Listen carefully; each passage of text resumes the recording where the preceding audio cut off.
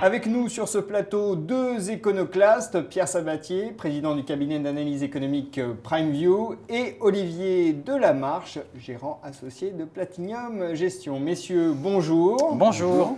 Alors, l'heure du gong final se rapproche pour la Grèce. Est-ce qu'un accord entre Athènes et ses créanciers est toujours plausible, Pierre ? En politique, tout est possible. Ça nous rappelle, surtout d'ailleurs sur les marchés financiers, qu'on est véritablement entré depuis 4-5 ans maintenant dans des marchés qui sont quasi administrés et donc qui dépendent de décisions politiques, d'accords qui sont, auxquels on arrive, entre guillemets, ou on n'y arrive pas. Aujourd'hui, je pense que le rapport de force entre la Grèce et les Européens a vraiment évolué par rapport à l'épisode d'il y a 2 ou 3 ans où la Grèce était vraiment en position de faiblesse. Aujourd'hui, la Grèce me semble beaucoup plus en position de force. Donc à la question est-ce qu'un accord est plausible, je ne pense pas que les Grecs bougent d'un iota sur leur position, ou très très peu. Pourquoi la Grèce est-elle plus en position de force aujourd'hui qu'hier ? Parce qu'elle a beaucoup souffert. On pourrait vous montrer les courbes de l'évolution de la consommation des ménages grecs, moins 30%. Le PIB, pas très loin aussi. L'évolution de la masse salariale réelle, pareil, moins 30%. Vous savez à quoi ça correspond ? À ce qu'ont connu les États-Unis dans les années 30, la Grande Dépression. Donc aujourd'hui, la Grèce a déjà fait beaucoup. Leur demander plus, je ne crois pas que ça soit d'ailleurs une solution qui soit tout à fait légitime aujourd'hui. D'une manière concomitante, aujourd'hui, la balance courante grecque, elle s'est quand même beaucoup améliorée, même s'il y a encore du chemin à faire et les derniers mois sont un peu moins bons que les mois précédents. Mais voilà, ils ont déjà effectué beaucoup de chemin. Le déficit public, hors charge financière, il est beaucoup moins élevé qu'avant. Donc la Grèce a effectivement un problème de stock de dette publique, c'est-à-dire d'excès. Oui, ils ont fait des excès aujourd'hui qu'il faut purger. La solution de fond, c'est est-ce qu'il est possible de les purger, ce stock de dette excessif, en les payant ? Et là, la réponse est probablement non. Je crois que les Grecs ont compris cela, ont compris que le rapport de force était beaucoup plus en leur faveur qu'en faveur des Européens.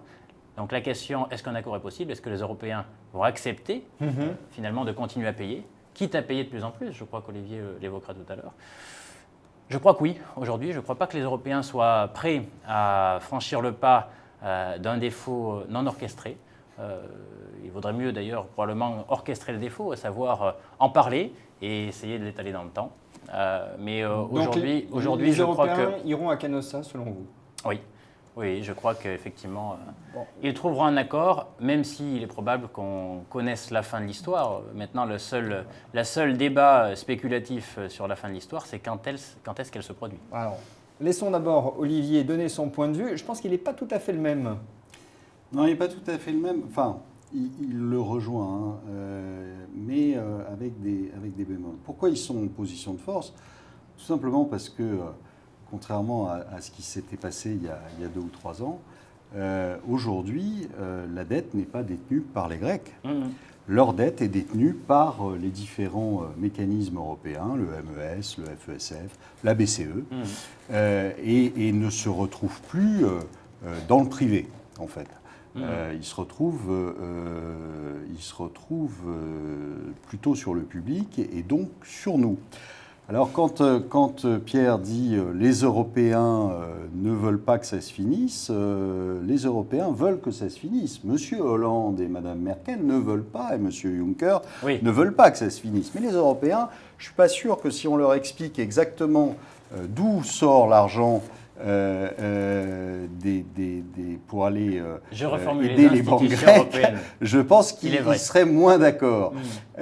Ensuite, le deuxième point qui est positif pour eux, c'est le bank run qu'il y a eu, c'est-à-dire les sorties de capitaux qu'il y a eu depuis 8 mois à peu près. Et qui sont colossales. C'est 400 millions par jour, donc 10 jours 4 milliards, 4 milliards sur 180 milliards de PIB.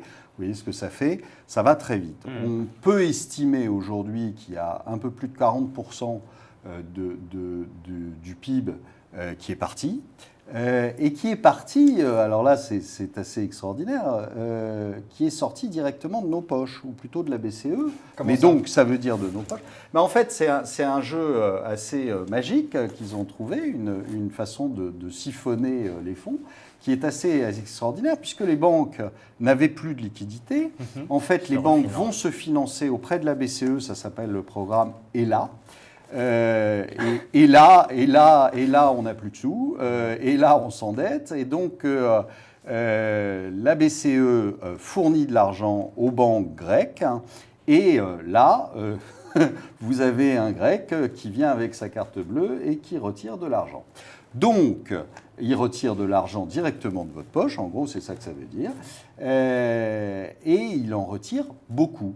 Et donc, ça veut dire quoi? Ça veut dire qu'aujourd'hui, si les Grecs vont jusqu'au bout, c'est-à-dire qu'ils sortent et qu'ils reviennent à la drachme sera probablement assez fortement dévaluée, autour de 40%, peut-être 50%, j'en sais rien. Et l'argent qu'ils ont sorti est en euros, et donc ils font la culbute directement. Donc, finalement, aujourd'hui, le pire qui pourrait arriver aux négociateurs grecs serait de rester dans l'euro. Parce que alors là, il est absolument sûr qu'aucun des capitaux qui est sorti ne rentrera.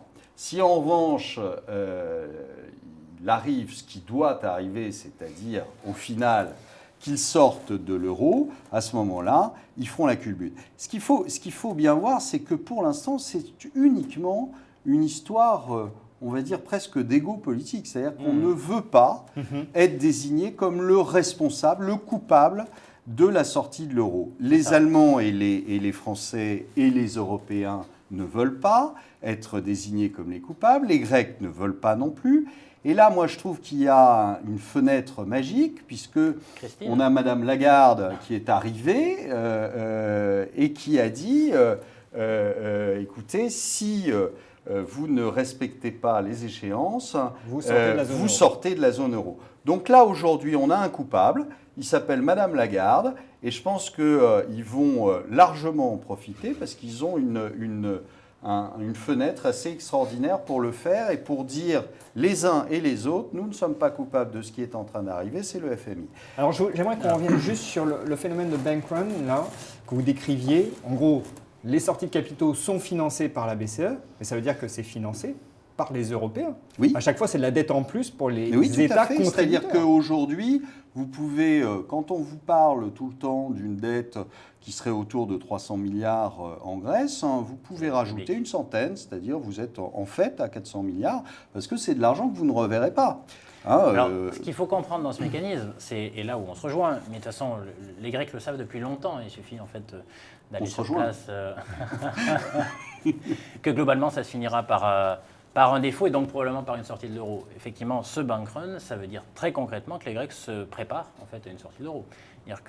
Et pour lutter contre les conséquences ou les dommages collatéraux et éviter de voir leur patrimoine détruit par la dévaluation liée à la reconstitution de la monnaie nationale, eh bien effectivement, ils stockent sous leur oreiller tout simplement des euros, et à partir du moment où il y aura la monnaie nationale, effectivement, ils feront la culbute et la retransformeront en monnaie nationale, et donc ils se retrouveront à peu près avec le même patrimoine sans perte de pouvoir d'achat. Donc, sur le terrain, les gens se préparent. C'est effectivement le plus probable. Là, encore une fois, on ne spécule pas sur la fin, et parce que c'est quasi automatique. C'est plutôt sur le timing. Exactement, c'est sur le timing, parce qu'on le sait bien. L'euro, de toute façon, est une structure qui a été construite de manière bancale, pour beau temps, pas pour gros temps. Alors, on a là encore acheté du temps, parce que la Banque Centrale Européenne s'est mise en face. Elle nous a fait croire que je ferai tout pour sauver. Vous savez qu'il a prononcé au cours de l'été 2012. Ça a duré 1 an, 2 ans. On arrive en bout de course, c'est la première étape. Il y en aura des prochaines, c'est sûr, parce que la structure est bancale sans soit fédéralisme budgétaire, soit, je dirais, une zone D'accord, mais monétaire l'issue unifiée pour vous sera de toute façon un éclatement de la zone euro. Ou en tout cas, une fin de l'euro. En tout cas, tel qu'il existe aujourd'hui. Tel qu'il existe et tel qu'il fonctionne, il ne peut pas perdurer dans un horizon de moyen terme. Vous aurez des conséquences de toute façon à la sortie de la Grèce. Alors justement, parlons des dommages collatéraux que pourrait entraîner une sortie de la Grèce. Vous aurez, je pense, dans un premier temps, une réaction assez violente de l'Europe qui essaiera de tenir. Donc ça veut dire que Mario Draghi ira à la cave imprimer des billets ? Mario Draghi, comme un fou. Il couchera à la cave, il n'en sortira plus. Il récupérera un statut de taupe et il imprimera à tour de bras. Pourquoi ? Parce qu'il faudra tenir les marchés. Donc, marché de taux essentiellement d'abord. Il les tiendra. Oui, parce qu'on va avoir une réaction extrêmement brutale sur les marchés de taux. On va avoir les taux d'un certain nombre de pays périphériques, et peut-être pas que non plus, qui vont remonter brutalement. Tous, parce que Voilà. Les pays quoi, probablement moins l'Allemagne et la France, mais c'est vrai que, et là, pourquoi il devra vite redescendre la cave? Parce que je rappelle qu'effectivement, depuis au cours des 2 dernières années, les taux, notamment dans des pays comme l'Espagne ou l'Italie, ont beaucoup décru. On était au-delà de 5%, on est tombé à 2%, en dessous de 2% même. Donc finalement, ça donnait une bouffée d'oxygène, une marge de manœuvre à la fois aux États concernés, à la fois aux agents privés concernés. Et c'est pour ça d'ailleurs qu'on trouve un petit peu de plus de croissance. Imaginez-vous, avec un doublement des taux, un triplement des taux, vu qu'on est descendu très bas, on peut très bien se retrouver des taux à 5%, immédiatement vous tombez en récession. Ah ben là, même la prostitution et la drogue ne suffiront plus à faire un PIB positif en Espagne. Voilà. C'est pour la raison pour laquelle je pense que le timing de la redescente dans la cave, c'est quasi immédiat. La tension sur les taux, on ne la supportera pas longtemps. Il est probable que la réaction elle se fasse dans les jours qui suivraient une telle décision. Donc, à la limite, sur les dommages collatéraux, la Banque centrale européenne va se mettre en face. Sans borne. Enfin, s'il faut mettre 120 milliards sur la table par mois, il y aura 120 milliards sur la table par mois. C'est pas... Après, ce qu'il faut bien voir, c'est que très probablement, vous aurez des réactions, mais même partout dans le monde. C'est-à-dire que ne vous étonnez pas si, à ce moment-là, les États-Unis prennent comme prétexte ce qui se passe en Europe, parce que, évidemment, l'euro se cassera la figure, et donc le dollar montera, donc ça ne les arrange pas. Donc ils ne vont pas, à ce moment-là, monter les taux. Ils n'auront pas besoin de le faire, parce qu'avec un dollar fort, de toute façon, c'est pas pas justifié. Ils n'auront pas besoin de le faire, et ils n'ont de toute façon pas besoin de le faire. Parce que vous n'avez pas de croissance telle que vous avez de l'inflation aux États-Unis, etc. Donc, aujourd'hui, ils prendront ce prétexte pour vous sortir un QE4 qui sera massif aussi. Donc, vous aurez absolument tous les gérants du monde qui vont se réjouir d'avoir cette manne qui va être déversée sur leur tête, manne américaine, japonaise, européenne. On aura convergence de tous les QE. Donc, ça va être magique. Ça va être une période absolument magique pour les actions et pour les marchés. Alors, le sujet, c'est que c'est autodestructeur, le QE. On le voit bien au Japon, d'ailleurs, c'est absolument autodestructeur. Et quand les marchés vont s'en rendre compte, et que là, on aura probablement massivement utilisé le QE comme on ne l'a jamais utilisé nulle part dans le monde et à aucune époque, là, on s'aperçoit que ça ne marche pas, et les marchés vont brutalement subir se le connecter contre-coup. sur les fondamentaux. Je rappelle la création monétaire, émettre plus de billets, ça ne fait pas créer plus de richesse. Donc si vous avez le même niveau de richesse créé avec plus de billets, simplement ça va créer d'une certaine manière la perte de confiance dans la valeur du billet. Sur les dommages collatéraux, on peut aller encore un peu plus loin. Autant je ne suis pas très inquiet pour les taux en Europe parce que la BCE, à mon sens, va se mettre en face très vite parce qu'elle n'a pas le choix de le faire. En tout cas, elle achètera ce temps-là. Autant sur les actions, je crois effectivement qu'il y aura un effet violent et brutal, notamment sur les marchés actions européens. Notamment parce que les investisseurs étrangers vont barrer la ligne Europe, et simplement parce qu'ils ne voudront pas prendre ce risque systémique. Ils le feront brutalement. Voilà, les Américains ont cette habitude-là. Et si on les Américains, ils ont toujours fait comme ça. C'est-à-dire que vous allez avoir un trait de crayon en disant l'Europe, allocation zéro. Voilà. Et comme c'est quand même eux qui ont fait une bonne partie de la hausse des marchés actions, par exemple. Surtout en début d'année, il y a eu beaucoup de flux positifs sur l'Europe parce que justement QE, malheureusement, ça n'aura pas duré très longtemps. Et du coup, si c'est le cas, on a quelques comparables historiques et je trouve que ça ressemble quand même beaucoup à la crise asiatique d'une certaine manière. Alors je rappelle la crise asiatique, on l'a déjà évoqué ensemble, c'est moins 30% en 3 mois.